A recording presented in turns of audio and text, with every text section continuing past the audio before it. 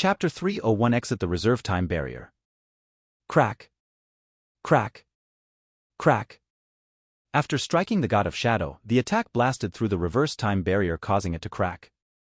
Under the force that could wipe out even a fully fledged Tier 9 being, even an innate Tier 9 treasure gave up. Shatter. Finally out. Maximus sighed, looking at the bright sky. Around him were the thousands of remaining new gods, looking at him with fear as if awaiting their judgment. It seems the two managed to escape. Maximus frowned, observing two energy streams escaping from him. Earlier, although he saw what was Nyx doing, he couldn't do anything. He was already occupied controlling the amalgamation of will not to aim at him. Any other manipulation was out of him.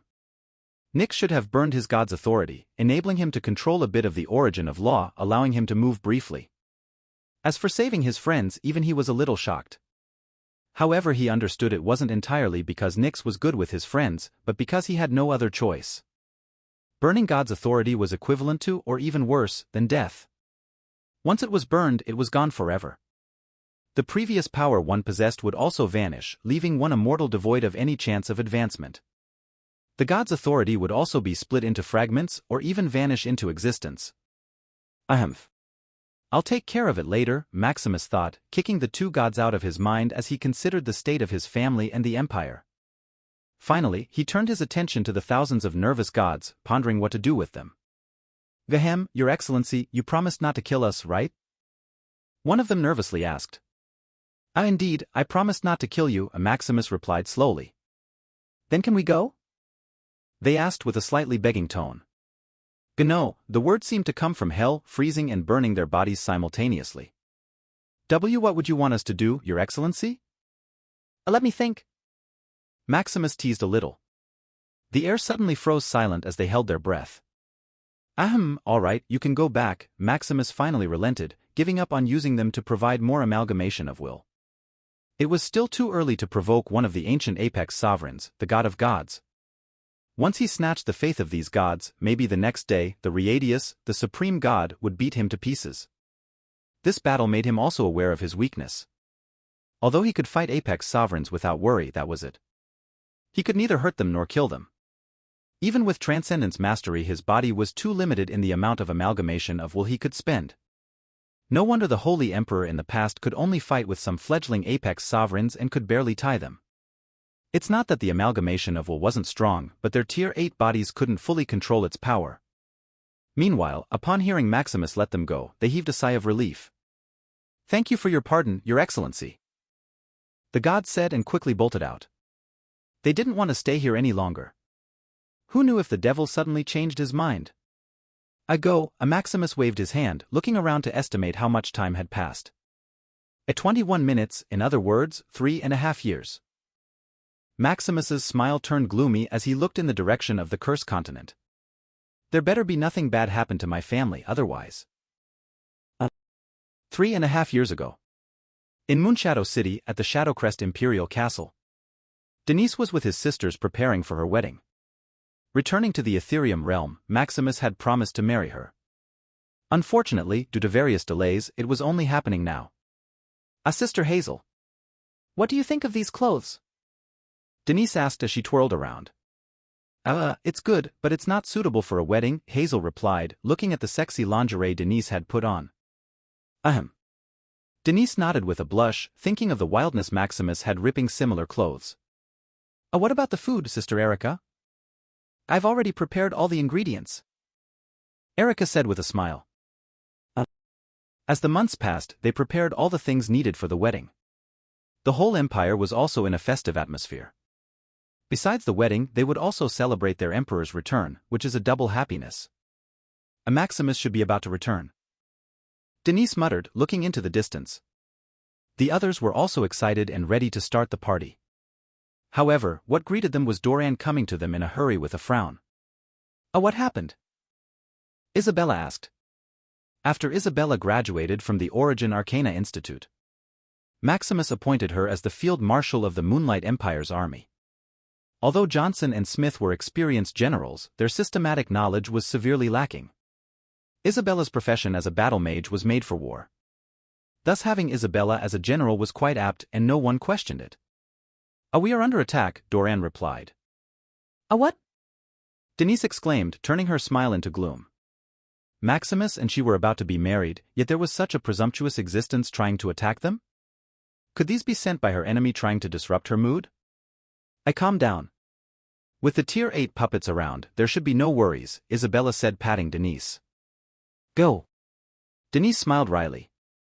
If not for the others trying to calm her down, she would have called her father to flatten those who tried to attack them. Oh, indeed it is. However, the ones attacking us are also Tier 8 puppets, Doran said with worry, not minding the gloominess of the soon-to-be bride. Although, Doran knew that His Majesty's family was more important than the Empire. In trivial matters that don't concern life and death, Doran still puts the Empire as a priority. He had just received a warning from the Empire array that they were under attack by millions of Tier 8 puppets. Although there is still no apparent problem now, Doran still hurriedly conveyed the news he received. How is that possible? How could the Wessel Empire afford that many puppets? Isabella asks in puzzlement. Although, the Wessel Empire is known as the richest empire before the Imperial War. Millions of puppets are still a lot. Do you have any samples of the puppets attacking us? Luke asked curiously. As a mechanic, if he had samples of the puppets, he might track their origin. Yes, this was brought by one of the soldiers, Doran said, taking out a puppet from his storage ring. Luke quickly took apart the puppet like a jigsaw puzzle and analyzed all of its materials. I see, Luke nodded after a few minutes. What did you find? The material is about 90% made from common resources, Luke muttered in amazement. TSK, what an ingenious product. With common materials as a building foundation, no wonder the Wessel Empire could afford millions of puppets to fight us. Unfortunately, there seemed to be a weird binding element that I didn't know of. Luke sighed in frustration. If he could know about this weird binding element, then he could also mass-produce his puppet army. After all, even though they were rich, Luke didn't want to waste money on his fantasies. However, imagining millions of puppets under his command, he couldn't help but drool. Let me see if I can help, Sam patted Luke's shoulder and took a look at the weird energy. Isn't this faith? Some mattered. I found out so quickly? Luke said in amazement. Although Sam also dabbled with mechanics, he was mostly out playing with women. Seeing Sam easily identify the weird energy, Luke couldn't help but doubt if this was really his brother. Don't underestimate me. I dated some pseudo-gods in the abyss, Sam bragged. Playing with women had not been in vain. With the status of his father and his talent, he had dated some pretty awesome women. One of them was a pseudo-god who had a fragment of a god's authority. Coincidentally, his father had something from other dimensions to complete such a fragment of God's authority. But who was his father? A money grabber who would suck you of your wealth. That goddess was also a poor little cat who didn't have enough money. Hearing that Sam was an all-out womanizer, the goddess tried her luck. Seducing Sam, the goddess asked Sam if she could talk to his father to give her a discount. Sam, being a saint, gladly agreed to her request and played for a little bit. Sam could only say that a goddess is indeed a bit different. Until now, the goddess still has some lingering taste in his mouth. As for Faith, it was just a passing encounter that he encountered through all their delightful encounters. All right, wipe off the drool from your face first, Luke said, rolling his eyes as he snapped Sam out of his daze. Ahem. Sam coughs a little, noticing the weird gazes of the girls in the room. Still, Sam's embarrassment lightened the atmosphere in the room a little bit. So, Faith is it? Do you know more about Faith? Luke hurriedly shifted the topic. Ahem. If faith originates from the beliefs of people, like the amalgamation of will. However, instead of chaotic effects, faith can be manipulated as precisely as possible. So in short, these are made by the gods themselves, not a byproduct of the so-called faith? Luke asked. That's right. Only gods can control such precise faith that could mass-produce puppets. The gods.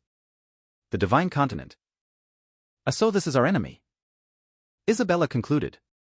But isn't it an unspoken rule that the outside continent is prohibited from interfering with the cursed continent? Especially now that it is the era of imperial domination. The others in the room ask in puzzlement. Although I don't know why it's prohibited or who's the one implementing it. I guess only top powerhouses are prohibited from coming into the cursed continent. As for resources like puppets, training materials, etc., it depends on the connection and luck of the ruler, Isabella concluded. This also made others nod in understanding. If this is still prohibited, then their father is a cheater through and through. The others only had connections with others inside the Ethereum realm, yet their father could blatantly buy from other dimensions. It can be said that this unspoken rule was fully exploited by their father. Alright, don't worry too much, your father is about to be back. A mere puppet is nothing to be afraid of. Chapter 302 The Final War. Soon a month passed, and the originally leisurely mood turned into worry. Maximus still hasn't returned? Denise muttered with concern. She no longer cared about the wedding. Now, Denise only wished Maximus could come back quickly. There is still no news. Erica replied with worry. What about the Arcane Continent? Have you contacted the relevant departments? Denise asked in panic. We already have, but no news was found. However, we were informed that Maximus' contact signal suddenly disappeared exactly a month ago, Erica replied. The same time the puppets attacked us? Denise exclaimed. Suddenly a light dawned upon them. For this month, millions of puppets had still been grinding against the defensive barrier of the Empire. Although these Tier 8 puppets were no match for the Empire's forces, their sheer number still put pressure on them. Remembering that the Wessel Empire dared to attack them a month ago without fear. It seemed that they knew something would happen to Maximus at that time. Even, maybe they were one of those who orchestrated Maximus' disappearance. Should we go? Let's destroy that shit Empire and demand to know where Maximus is. Denise clenched her fist, ready for battle. No, it's too dangerous. It may even be a trap, Isabella quickly held her back. A what? What if it's a trap? Unless there's an apex sovereign, we're invincible. Denise said confidently. Indeed, with Origin, just their Tier 8 strength could already crush others, making them invincible in their realm. Don't be too hasty. An emperor fighting for the throne of the Cursed Continent wouldn't be easy, Isabella warned. Although she was also confident in her strength. She felt something was amiss with the Wessel Empire. That's right. Furthermore, husband warned us that in these times, we should prioritize our safety, Hazel gently advised. Are you not worried at all? Denise asked angrily, feeling that they didn't care about Maximus's safety. We are also worried, but we believe in our husband. Hazel said, hiding her clenched fist. The months passed and their worries deepened. Maximus was still out of reach. Even after contacting the relevant departments of the Origin Arcana Institute, no results were found. The puppets defending the Empire also began to suffer casualties. Although it was personally modified by Maximus to be virtually indestructible. The endless puppets still caused wear and tear, leading to its destruction. In a training chamber. Finally consolidated. Sky opened her eyes, feeling her solid foundation. Sky had only advanced to Tier 8 with the help of the amalgamation of will. Although her strength was real, it was still shaky like a pulled-up seedling. Sky didn't have time to consolidate his foundation earlier because they had to return to the Ethereum realm. Thus, after returning, she hurriedly went into seclusion, hoping to consolidate her strength. I wonder if Maximus is outside, she thought with a smile. Each time she went out into seclusion, Maximus would always be waiting, greeting her with a smile. Opening the door, her smile stiffened, not seeing a shadow of Maximus. Maybe he is busy. Sky reasoned as she looked around. Seeing the gloomy atmosphere, a bad premonition appeared in her mind. It can't be. Sky flew around the castle, searching for the familiar mana signature. Sky. You're out of seclusion. Congratulations. Enough of that, where is Maximus? Sky asked gloomily, noticing the fatigue in their eyes. At that, the room went silent as they didn't know what to say. What happened? Sky asked again. Maximus is missing. What? Missing? Did Maximus leave without notice? As for Maximus being attacked, it didn't cross her mind. With Maximus' strength, they would have already received news if he had been attacked. As for being killed, that was impossible. We don't know either. After going to the Arcane Continent, Maximus lost contact. Then did you seek help elsewhere? We asked the Dean of the Origin Arcana Institute. But all we got is that this should be Maximus' trial and we shouldn't interfere. That old man must know something. Sky said, thinking of going to the arcane continent to confront the old man. Is there anything? I also had my father come and help, but he didn't find anything. Denise muttered sadly. After not receiving any news about Maximus, Denise hurriedly sought help from her father. As an apex sovereign, it should have been easy to find some news. However, after investigating what happened, it seemed that Maximus vanished into thin air after teleporting out of the continent. Her father concluded that Maximus was either accidentally expelled from the Ethereum realm or trapped by some natural barrier. Either way, it could only depend on Maximus whether he could go back or not. This coincided with what the dean said, that Maximus was undergoing his trial. Don't worry, Maximus should be fine, Sky comforted. We know, nothing will ever happen to him. Soon, Sky ventured into the arcane continent to uncover the mystery of Maximus' disappearance. Erica and the others persuaded her that there might be some trap. But Sky was adamant and didn't care about it. After investigating, Sky didn't find any clues. The remnant energy functions only showed that Maximus had indeed teleported out of the continent before he disappeared. As for the destination, there was no way to trace it. Sky also asked the dean. However, what she got was silence. It seemed that the top powers knew something and acquiesced to it. Fortunately, the dean hinted that Maximus was safe. Otherwise, she would show them her newly gained power. After living in different dimensions in her lifetimes, Sky knew some trick that could even reach the border of the origin of law. Although it would cost her life, it should be enough to destroy a continent. Finding no clues in the arcane continent, Sky went to the Shadow Hunter Guild and borrowed a Tier 9 ship and some manpower. After advancing to Tier 8, Sky felt some unknown connection with Maximus. She didn't know if it was the origin or something else. Regardless, Sky hoped to use this trace to find Maximus. Meanwhile, in the Cursed Continent, a huge fluctuation of energy waves ravaged the continent as if announcing some news. World-destroying tsunamis and earthquakes also appeared like a doomsday. What happened? Is it the end of the world? The crowd panicked, trying to stabilize themselves. In the Moonlight Empire, all people froze and stopped what they were doing to stabilize themselves in the ongoing disaster. Not good, it seems that the Empire is merging. A Tier 7 powerhouse muttered, observing the phenomenon. Fortunately, all the buildings and architecture were high-end, so it didn't get destroyed by the massive movement of the land. Even important attractions and scenery were not damaged, as the disaster only caused the waving of trees and grass. With the protection of the Empire's array, there was not much damage to the Empire. Emerging? How can it merge? The crowd shouted in confusion.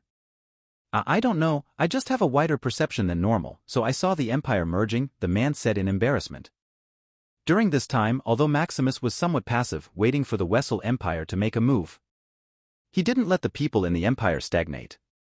Using the amalgamation of will, those on the verge of advancing easily advanced. Those who were talented became geniuses. Those who put in hard work were guaranteed to receive their due rewards. Basically, as long as you put in the effort or had a bit of talent, advancing was a matter of course. With this move, powerhouses in the Moonlight Empire appeared en masse. Being Tier 6 was quite common, and Tier 7 powerhouses began to emerge. As for the generals like Johnson and Smith or the Chief Minister, Doran, they were already at Tier 8. By the time Maximus returned to the Empire, they had already reached Tier 7. With the help of crystal merits and especially the amalgamation of will, they easily condensed their domain and advanced to Tier 8. Maximus is not so demanding on their foundation like his family, so advancing is quite easy. As the panic ensued, one of the knowledgeable historians in the crowd finally pieced the information together. It's the final war. The historian shouted. What final war? The crowd asked in confusion. It's when there are only 2 empires remaining on the Cursed Continent. All the territories of the said empires would merge, giving a perfect platform for war. The historian trembled as he explained. So, the phenomenon just now was really the whole Moonlight Empire merging? It is. In the Shadowcrest Imperial Castle. The commotion also reached the castle as all the ministers jittered, not knowing how to solve the problem. Their emperor still had not returned, and now problems kept piling in, making them panic a little. Fortunately, their strict training over the years made them instantly calm down. Quickly instruct all the official branches and calm the citizens, Doran instructed. What's more important right now is to calm down. A further chaos would only lead the Empire to ruin. Hurry up and move. After instructing his subordinates with specifics, Doran went into the royal family residence to seek their opinions. I've met the field marshal. Doran solemnly greeted upon seeing Isabella training. I already know what happened. Prepare the soldiers. Since it has come to this, then we have no choice, Isabella said with a thick killing intent. Isabella knew the history well. Now that there are only 2 empires remaining, it's time to finally decide the winner. This event also gave her a glimpse of what truly happened to her husband. Less than a year after Maximus disappeared, the Wessel Empire quickly conquered all the remaining empires beside them. How could this be possible? It could only be with the help of an outside party. Specifically, the gods who trapped Maximus. Let's see if this emperor has a bit of the demeanor my husband had. Chapter 303 Puppet war. As the days passed, the Moonlight Empire began working like a machine, preparing for war. All work was suspended as citizens concentrated all their time on war preparation. The original farmers accepted the officials' arrangements and planted war crops. The construction workers beautifying the empire went into the border to set up the first defense line. People working in various logistics allied together to help the army organize and transport war supplies. Even idle people who were mainly training joined the temporary army. If they couldn't, they joined various logistics and support positions. The Moonlight Academy also stopped all its other activities as it experimented with weapons of war. From bioweapons that could wipe out an army to mass destruction weapons that could destroy anything. Some geniuses also joined the army, whether commanding or fighting. As for the graduate students of the Moonlight Academy, most of them came back to their homeland hoping to support the war. Although they had heard of the notoriousness of the Wessel Empire and knew the possibility of dying, they still disregarded their comfortable lives in the Arcana continent and returned. The Moonlight Empire had nurtured them from ignorant beings to what they were now. They didn't want their home to be destroyed simply because they were scared of death. All merchants also hurriedly donated their resources to the empire as a contribution to the war. Unfortunately, the Moonlight Empire was not desperate enough to accept others' charity. If they accepted it, it might even dampen the confidence they had in the war. Still, the merchants insisted as they didn't want anything bad to happen in the empire. Businessmen put interest first and foremost. Usually, their first response to this kind of scenario was to run and retreat to the Arcane continent. However, they didn't want their foundation to get swept in the war just because they didn't help. More importantly, they had great confidence in the Moonlight Empire to win the war. If all it took was to donate these measly materials to obtain the goodwill of the empire, then they would gladly do it without second hesitation. Finally, at the insistence of the merchants, the empire's officials accepted the materials at a discounted price. In the tallest watchtower at the border of the Moonlight Empire, "Brother, will you let me control these puppets first?" Sam asked Luke coquettishly. Under the heated preparation of the empire, the puppets' war outside the barrier reached a high-end pitch. In the beginning, the enemy only attacked using millions of puppets. But as time continued, it reached tens of millions, then hundreds of millions. Now, over 1 billion puppets were outside the barrier, grinding the Moonlight Empire's puppets to death. In the watchtower, Luke and Sam looked outside, planning to intervene in the fight by manually controlling the puppets. Are you sure? Luke asked with reluctance. He also wanted to control his father's puppet army. Looking at the millions of puppets standing strong even after being besieged by billions of puppets, Luke could only say that his father's puppet army was indeed a group beast. His idea of forming a cheap puppet army was also wavering. After all, what's the use of numbers if they couldn't even defeat a few puppets of the same value? Luke even despised the Divine Continent for making such paper tigers for display. "Brother, how about this? If I lose 100,000 puppets, the overall control would be handed over to you," Sam proposed confidently. "Sure, just 100,000? Do you want to add more?" Luke agreed immediately, even suggesting to increase Sam's fault tolerance. Although his father's puppet army was indeed awesome, over 1 billion puppets were no joke. Even as they talked, hundreds of puppets kept getting destroyed. If this kept on, it's only a matter of time before these billions of puppets breach the empire. They were only here to delay this and give the empire more time to prepare. Ahahaha, this is enough, brother. Sam snickered secretly as if knowing something about the puppets that Luke didn't know. "Oh, here's the main control device." Luke handed him the main control of the puppets. It had been given to him by his eighth mother, Isabella, after they expressed their desire to help the puppet army. Mechanics not only studied the field of creating things but also dabbled in how to fully exert their creation's full potential. Most adept mechanics were even more proficient in battle than others since they knew the ins and outs of their weapons. After receiving the main control device, Sam set up an exquisite control panel and inserted the device. "You're using a Chrono X quantum controller?" Luke exclaimed in shock upon seeing the controller. This Tier 9 device controller was akin to a cheat package. According to the description he had seen in the past, it contained almost all combat techniques and formations in all dimensions. It was like an automatic control device where you could just sit back and choose a movie clip you wanted. "Ha, I bought this from father earlier," Sam replied proudly. "Where did you get the money? Did you borrow it from Lux?" Luke asked doubtfully. He was already a mechanic earning mountains of money, yet still, he couldn't afford a Tier 9 item or resources. However, here was Sam, a womanizer, bought a Tier 9 device like a toy. "No, this is my secret." Sam didn't disclose. Many thought that playing with women meant spending money after money. But after getting really good at it, Sam earned more and more money along the way. It's not that Sam got money from the women. Rather, Sam learned the unique ways of the world, thus earning money in the process. It reached the point where he could even afford Tier 9 items if he saved a little bit. Sam could only say that being handsome still had its benefits. "Alright, enough of that, you already lost some puppets, hurry up and move," Luke urged upon seeing the perverted smile on his face. As Sam hurriedly put the device controller in his head as his view changed.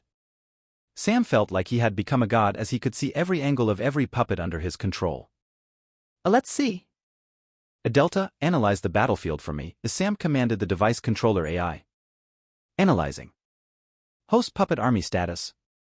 Number 2,895,135. Type, hybride combat type puppet. Estimated strength, peak tier 8 realm. Combat system, transcend. Overall rating, 95.5%. Remarks, an average combat puppet with a perfect combat system. I don't know where father got these combat puppets. Furthermore, how awesome is the combat system that it elevated an average combat robot to a near-perfect one?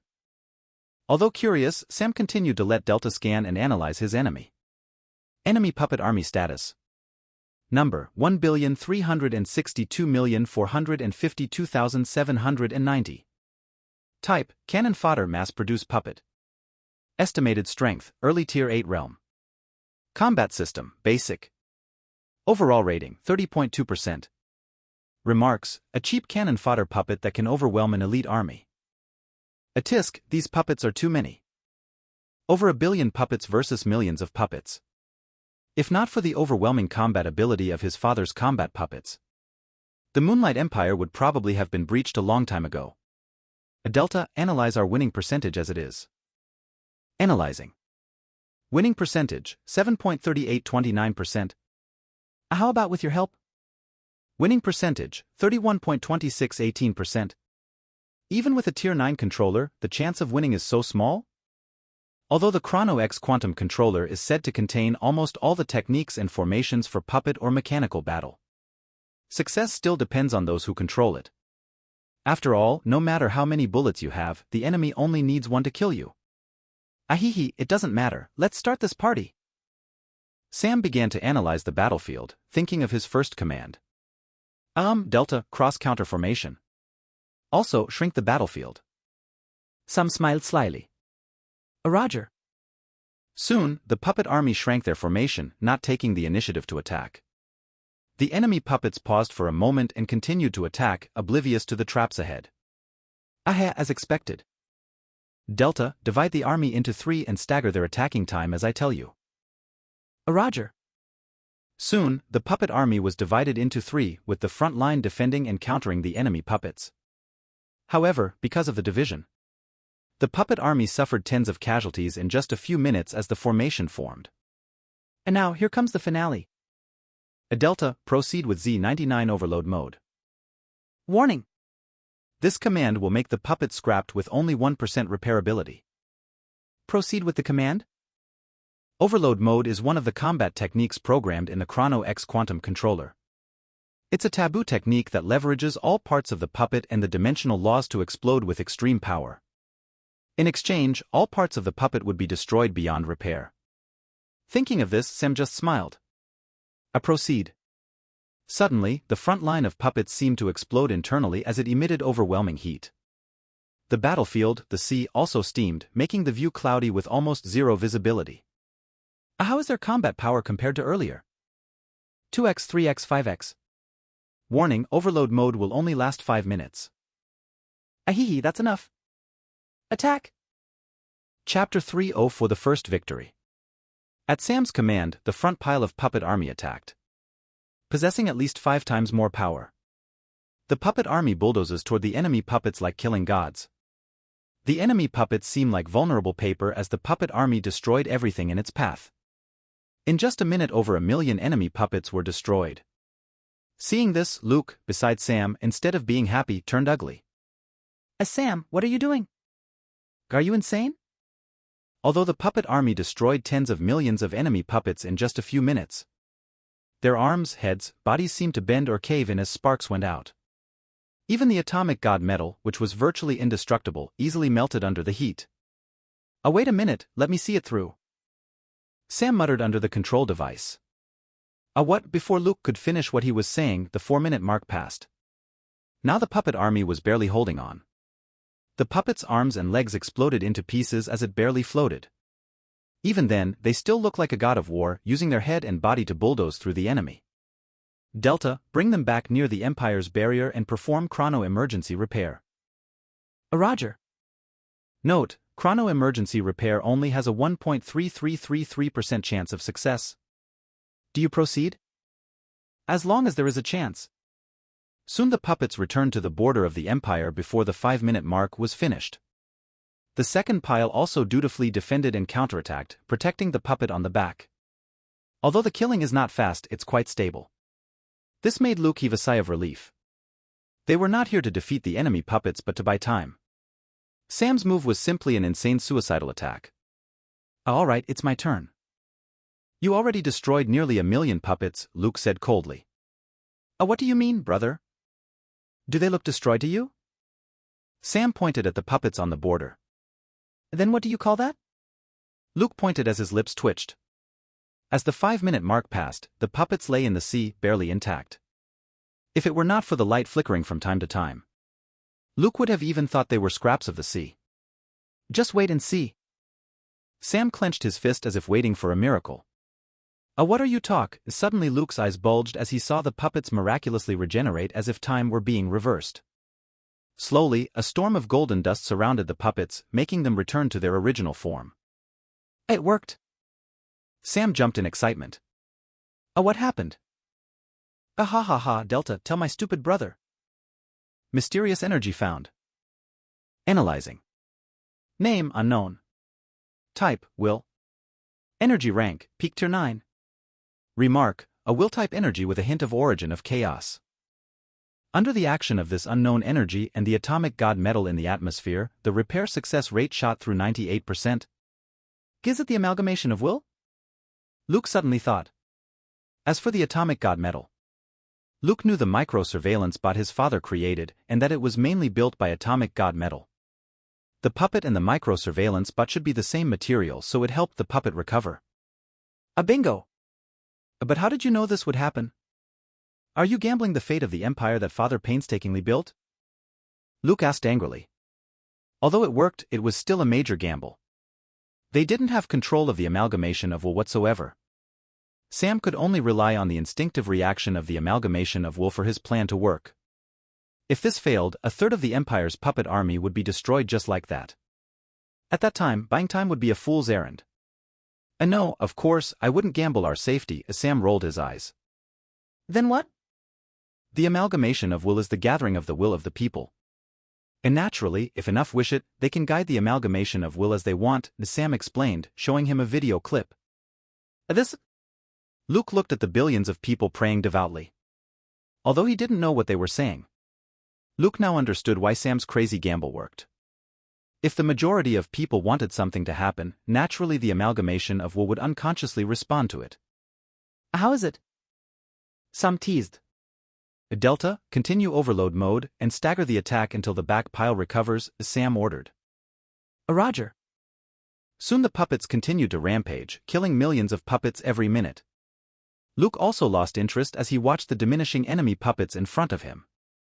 Could we actually win this? Luke muttered in amazement. He thought it was a hopeless battle, requiring them only to buy enough time. Who knew that Sam's crazy gamble worked, that even over 1 billion puppets were no match for them? So this is power. What he was more amazed by is the amalgamation of will. Its capability to bring a miracle that he never thought of. A power that can defy all logic. A power that can crush your numbers into oblivion. Thinking of his father who possessed the power of amalgamation of will, Luke felt enlightened. It seems that I was wrong. All this time he had been pursuing external power. The power of puppets, the power of weapons, anything that can make him powerful. However, now, he understood external power was merely a front. A disguise that can bluff the enemy. In front of real power, any tricks were nothing. Looks like it's time to strengthen myself, Luke thought. Meanwhile, as the enemy puppets were being ravaged.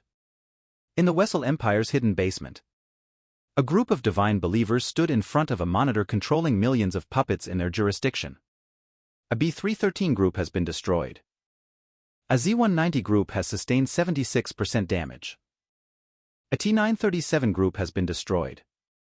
A Y-172 group has sustained 97% damage. Notification after notification began to pop up about the destruction of puppets. At first, they thought nothing of it. They knew how insane the strength of the Moonlight Empire puppets was.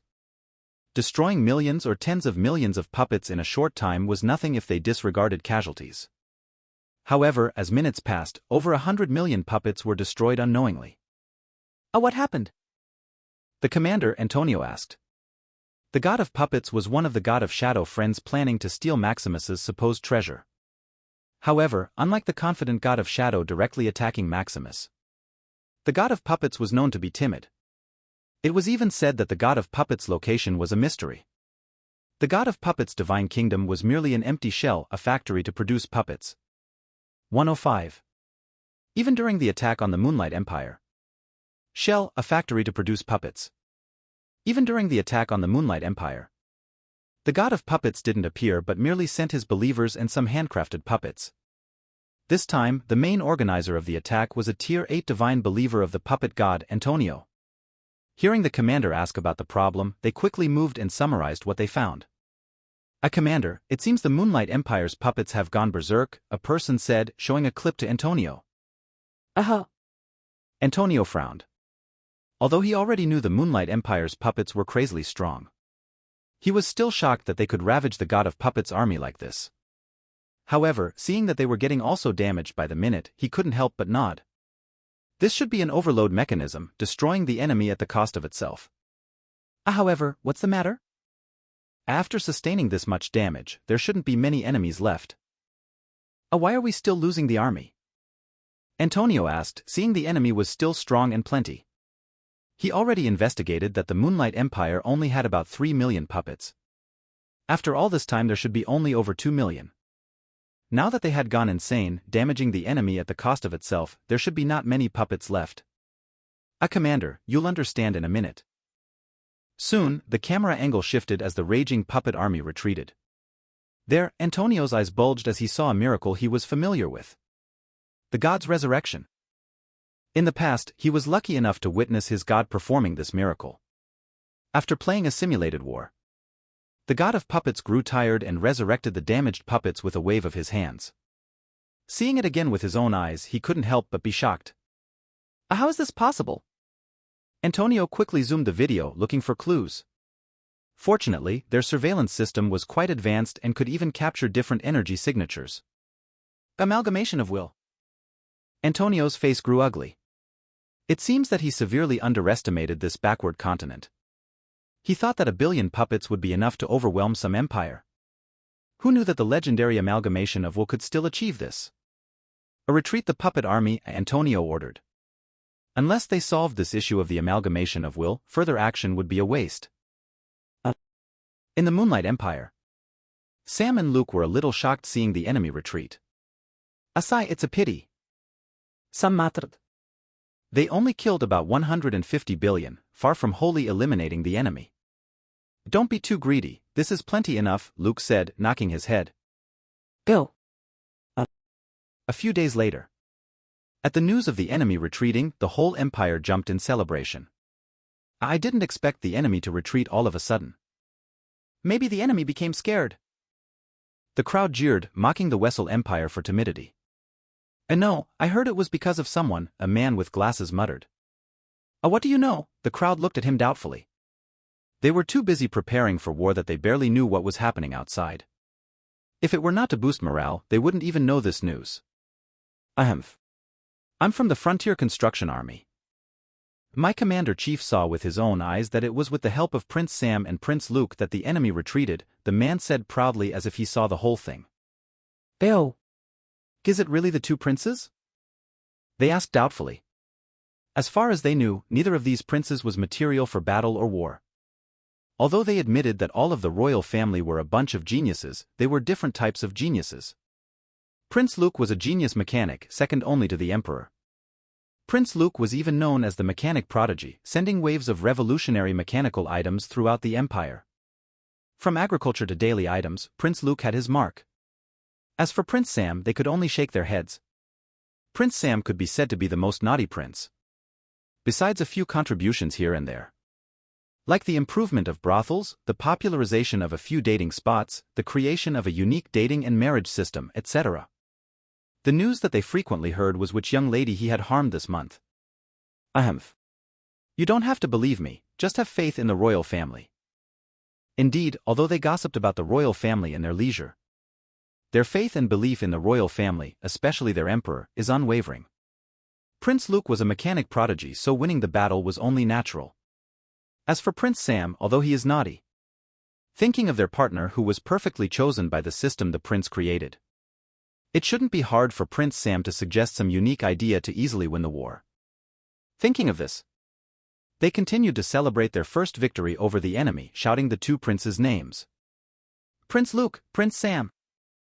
Prince Luke, Prince Sam. Prince Luke, Prince Sam. Chapter 305 Unknown Memories.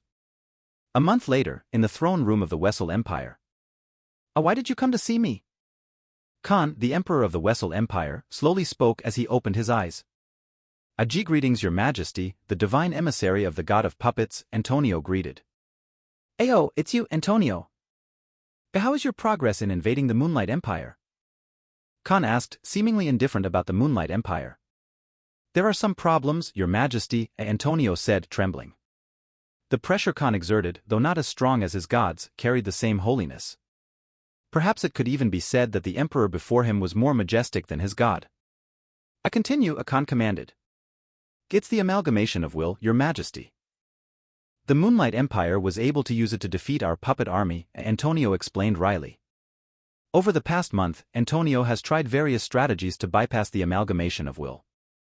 He even contacted his god for help, but unfortunately, it seems his god was busy with something else. Try after try, tricks after tricks, from over 1 billion puppets, there were now only about 500 million remaining. Fortunately, though he couldn't contact his god, acquiring puppets was still possible. Antonio just needed to inform the divine priest if he needed more puppets. However, without solving the fundamental problem, acquiring more puppets would just be a waste of resources. So you want me to help you counter this amalgamation of will? Khan asked with a slight smile. Why yes, your majesty. Antonio bowed respectfully. Interesting. At first, these arrogant believers of gods didn't take him seriously. They only wanted to use him for their benefit, never taking his advice or commands seriously. Now, however, looking at them trembling at his feet, begging him for help, Khan couldn't help but smile a little. Fine. But, Khan said, causing the air to freeze as Antonio awaited his next words. I want you to remove all those trash in my empire. The churches? Antonio asked for confirmation. Yes. Your majesty, it is not in my jurisdiction to remove those churches, Antonio said wryly. Antonio was only responsible for battle. Spreading his god's greatness was in the jurisdiction of the divine priests. Furthermore, it was not only their god who had set churches within the Wessel Empire. There were also the gods of shadow, god of thieves, and god of gambling who had set up churches within the Wessel Empire. This was one of the conditions they asked for helping Khan conquer the Cursed Continent. Although it was said that outside powers were forbidden to intervene in the ruling of the Cursed Continent, it was merely a myth after all. Furthermore, they only built up some churches. These churches' main function was a mere resource point, barely spreading belief. They operated much like the other top forces in the Arcana continent, such as the Ethereum Gold Chamber of Commerce, the Ethereum Embassy, Colossal Gladiators, Quantum Transit Consortium, Pantheon Inventors, etc. Although they settled in the Cursed Continent, they were neutral and were only in it for resources.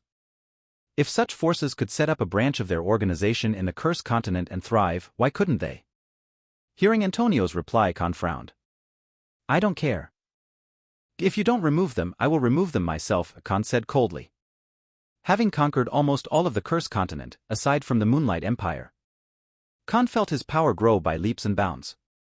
His control over the amalgamation of will also advanced to almost perfect mastery. By now, Khan was not scared of fighting any gods. As long as they came here, Khan could teach them to be respectful to the future Holy Emperor.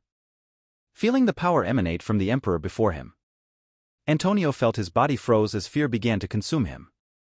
Fortunately, with the protection of his god's divine grace, Antonio could still speak. Why, Your Majesty, I couldn't promise to take out other gods' churches, but I promise you won't see my god's churches in a day, Antonio quickly promised. Ew. Khan was a little surprised at how easy it was to convince a believer of God. Should they rather die than tarnish the name of their god? However, looking at Antonio's trembling knees, as his eyes were full of fear, Khan suddenly lost interest. I promise it in the name of God of Puppets, Your Majesty. Antonio replied, heaving a sigh of relief. Fortunately, he answered quickly, otherwise, he would have died there and then. The pressure he felt was no joke. It felt like he was under divine judgment, and any wrong move would get him killed. Then do it quickly.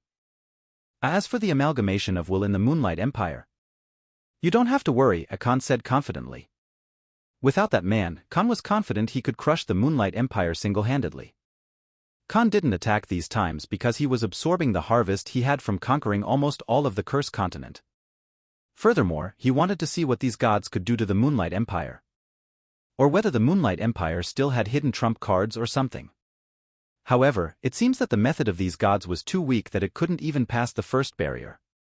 Just mere puppets had them crawling back to him asking for help. If not for wanting to keep his reputation intact, he would have long kicked these gods out of his empire. Then I'll take my leave, Your Majesty, Antonio said joyfully as if receiving his pardon. Ahem. As soon as Antonio left, a frown appeared on his face. Ugh, he groaned under his breath. A hammer seemed to strike his head, pushing a bunch of unrecognizable memories. Hammer after hammer, he felt his head turning into a mush. If it weren't for his strong will, he would probably be in a coma right now. Soon after a few minutes, the headache vanished as a puzzled expression appeared on his face. What are these memories? In one of the army camps of the Moonlight Empire. It had been a few months since the Empire had been attacked by the puppets. The people in the Empire had also nearly forgotten they were at war. Do you think the Wessel Empire gave up? A trainee soldier who had voluntarily enlisted in the army asked jokingly. The trainee soldiers in the tent couldn't help but nod, thinking so. As the enemy puppets decreased in number with each attack, their confidence was also boosted to the top, thinking that the Wessel Empire was nothing special.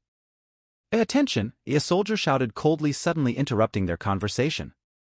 A chief instructor, you're here. The trainee soldiers quickly stood up and greeted their instructor. At ease. Because of your lack of attitude and spirit, I've decided to increase the training intensity today by threefold. No, instructor, we were just joking. Yeah, we are very diligent and brave, ready for war. Oh, instructor, my leg still hurts from yesterday. Enough chit-chat. I'll see you on the ground in 5 minutes or else. No. Such an increase in training intensity happened all around the training camp, which was the opposite of their expectation. The Wessel Empire was not attacking them now. Didn't this mean they were winning? Just the Emperor's puppet army was enough for the enemy to swallow. So why would they need to train so hard? Should they celebrate or lighten their training a little? Unfortunately, their demon instructors didn't take such nonsense. A war is not finished until there is a winner. Even then, to keep the Empire safe and sound, they still needed to continue training. Furthermore, the more peaceful it is, the more wild the storm would be coming. They needed to keep their toes on the ground if they didn't want to die a worthless death. At night, after a whole day of grueling training, they could barely keep their eyes open. Thinking of their instructor who had put them through hell and even rubbed them in it, they couldn't help but curse a little. What they didn't know was that the main culprit of their suffering was lazily sleeping in the castle. Neo, wake up, it's time to eat. 5 more minutes, Neo muttered unconsciously. No, it's time to eat. Neo didn't respond and pulled Arya into his embrace. You know, you can't fool me like this, Arya said with a blush. Neo still didn't respond, instead hugged her tighter. You.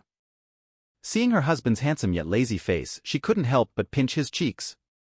Fine, you can sleep 5 more minutes, Arya relented. Neo had been working nonstop every day that he barely slept. The war seemed to affect even Neo's lazy temperament, causing him to work hard to contribute. War is not just about fighting with brute force, it is also a battle of information. The reason why the Empire was so united and peaceful was mainly because of her husband's contribution. Any chaos that was about to happen was predicted by her husband like a god. The traitors planted by the Wessel Empire were like naked men, easily plucked by her husband's invisible hand. There is also Sam and Luke who easily whittled down the enemy puppets. Every time the enemy attacked, they would fall into a quagmire, never getting out. All the new tricks the enemy had were like an open book that Sam and Luke easily exploited, further damaging the enemy. It can be said that her husband, Neo, was like oil in the machine. It made the Empire smooth and silky like it had never been. Alright, 5 minutes are up. It's time to work. Ugh. 5 more minutes.